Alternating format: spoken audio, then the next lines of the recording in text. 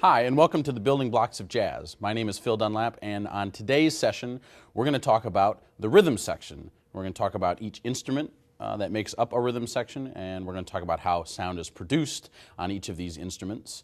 And to help me demonstrate this, I brought a couple of friends. We have Mr. Jamal Nichols on the bass and Mr. Marty Morrison on the drums. So our first instrument in a classic rhythm section is the piano.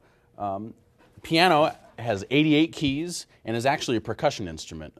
People think because it has strings, it's a string instrument. But when I push a note down, there's a hammer on the inside that actually raises up, hits a string, and the string vibrates. The instrument has very high register and a very low register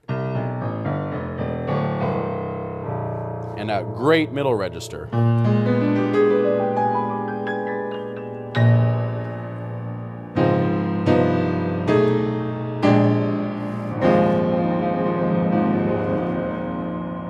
Put it all together, and you have a classic piano. So Jamal, you have the bass. This is a member of the string family. It's kind of like a violin, except much bigger. And for the general rule with the instruments, as they get bigger, the sound and the range, it gets wider, so they can actually go really low. We want to play us a really low note. And they can actually go pretty high, so play us a high note. And the bass can be played two different ways, with the finger, which we call pizzicato, which you just saw, and also with the bow, and we call that arco. So that's probably in a symphony orchestra how you're going to see it played. Pretty cool, huh? So Jamal, maybe you could just give us a little sampling of some of the things you can do on the bass, the range of the instrument, and how it sounds.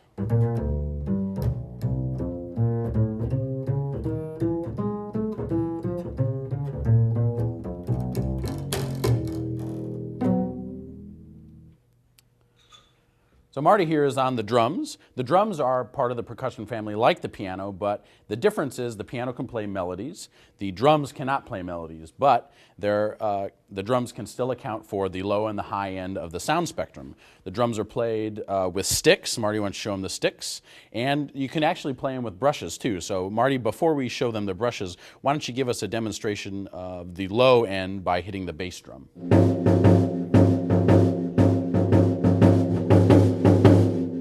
And why don't you give us a demonstration of the high end by hitting those cymbals?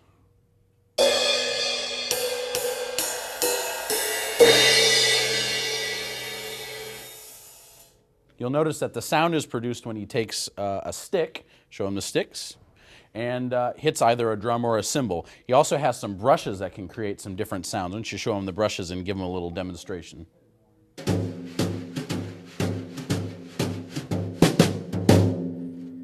So Marty, why don't you give us a demonstration of the whole range of the instrument?